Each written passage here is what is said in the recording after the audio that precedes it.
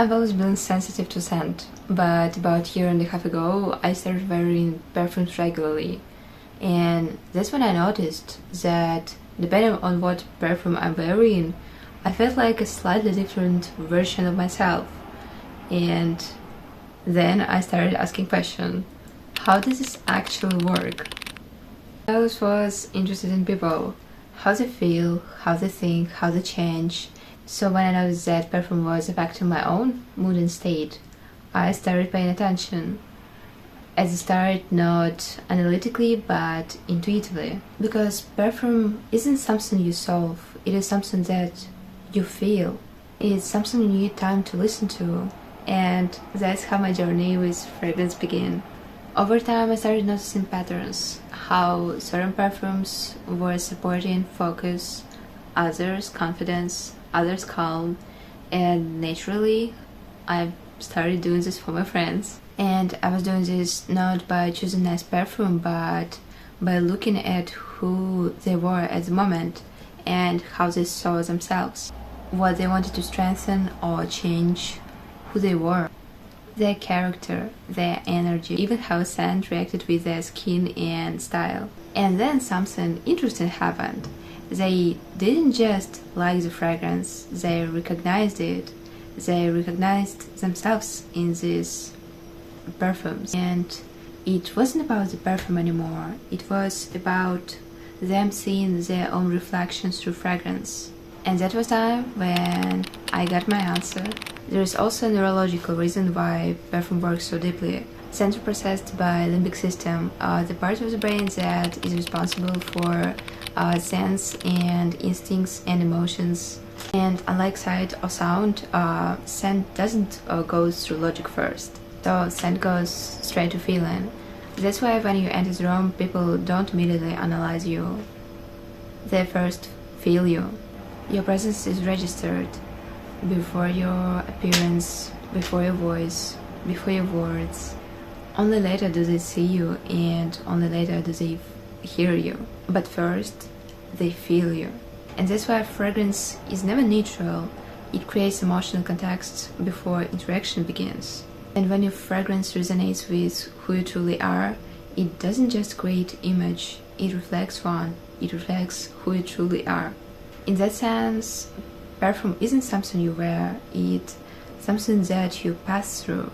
A quiet fragment of yourself that reach others even before you speak. One of the most important things that I'm talking about in the guide that I've been working on is that choosing perfume isn't listening to smell, it's first of all listening to yourself, to who you are. When you smell fragrance, you don't just evaluate notes, you're observing what it awakens inside you.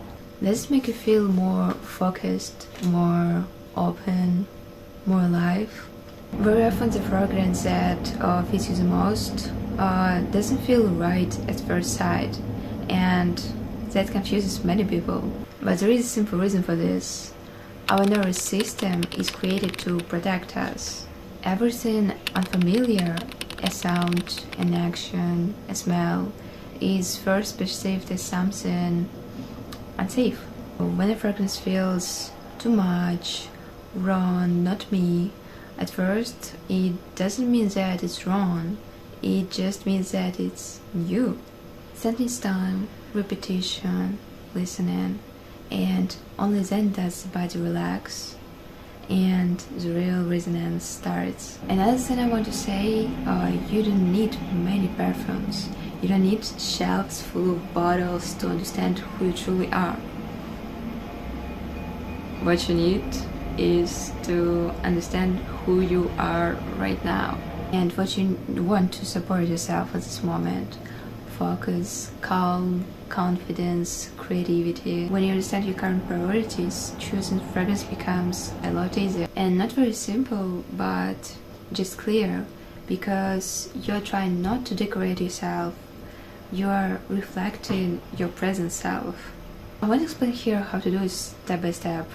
Not because it's very complicated, but because you need to experience it slowly in your own tempo.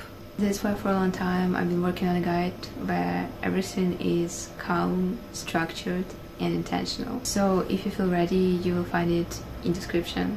Ephemer isn't about trends, isn't about loud statements, it's about presence. It's about choosing consciously how you meet the world. And one last thing, I'm recording this video at the night, sitting in my room, because it feels the most genuine way to tell this is like talking soul to soul, and this project Ephemer is part of my soul. Learn about perfumes, about psychology, and working on this is such a great part of my life right now, so sharing it with you guys is a really huge step for me, and I feel really open and very grateful that I can do this. So thank you for watching this video, it means really a lot to me, guys, and thank you for being here. I love you very much. I hope you will love Ephemer as much as I love it. So see you later.